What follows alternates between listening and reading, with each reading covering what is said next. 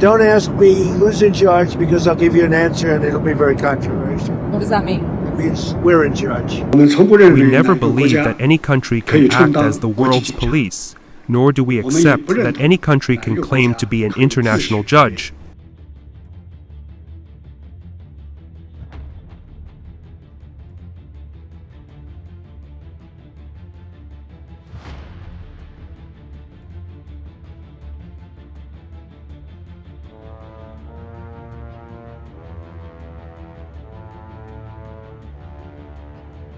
The world began year 2026 witnessing a massive crisis when the United States captured Venezuelan President Nicolás Maduro Moros and his wife on January 3rd from their residence in their own country and flew them out directly to America in a military operation, accusing them of illegal drug trafficking. In the aftermath, while U.S. might slowly plan to cut off oil supply to other nations from Venezuela, how does Trump plan to deal with the major oil receiver, China?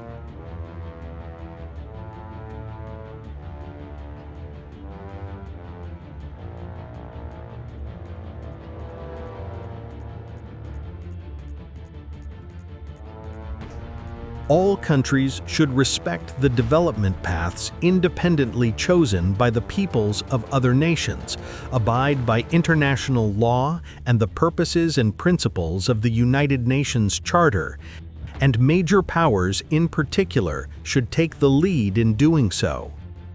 U.S. sanctions will now continue to limit Venezuelan oil exports, affecting China and adding risks for Russia, which has stakes in the industry and relies on the same sanctioned tanker fleet.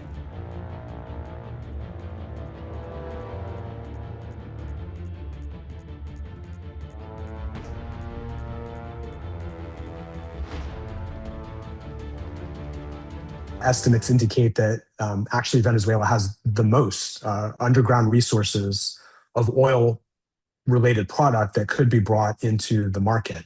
The Venezuelan oil is tricky to work with. It's thick like molasses, if you will. It's extremely viscous, and it requires special handling in order to process into those high-value transportation fuels like gasoline and diesel that economies need. China and Venezuela have had political alignment, energy cooperation, and shared opposition to the U.S. and Western influence in Latin America. For the time being, it's very important to remember that the Trump administration is maintaining this quarantine on Venezuelan oil exports and on the whole program of sanctions against Venezuelan persons, assets, entities. And that's part of their pressure campaign to try to morph the regime into a more pro-US stance. Until that changes, we'll have naturally fewer Venezuelan barrels making their way into global markets.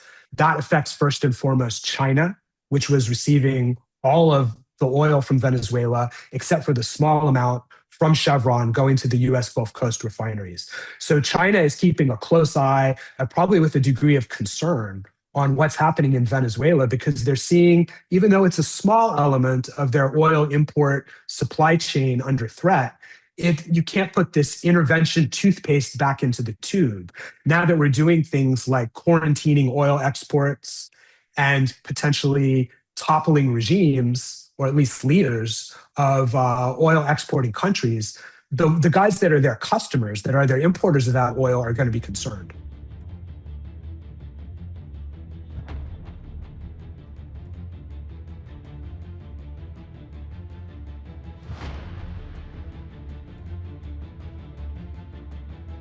Yes, they will have, insofar as China is concerned, certainly, because China is the biggest economic partner of virtually all the Latin American countries. It is the biggest partner of Brazil also. So the economic ties are very strong. They are all part of the so-called BRI project. And therefore, they're now going to dealing themselves from China. The United States would have limited capacity to do this, because at the same time they want to have a manageable relationship with China.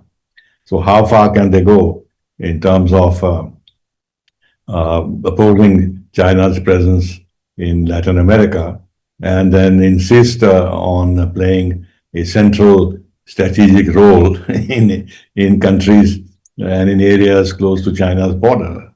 So it's not, and China has become pretty strong militarily too. So it's not going to be easy for United States to exclude other powers from the Latin American continent, but he's embarked upon a very new imperialist policy, which is going to produce a great deal of backlash in Latin America, certainly. Like experts Clayton Siegel and Kanwal Siebel said, dealing with Xi may not be that easy for Trump. So should the US president brace himself for an imminent aggressive move by China?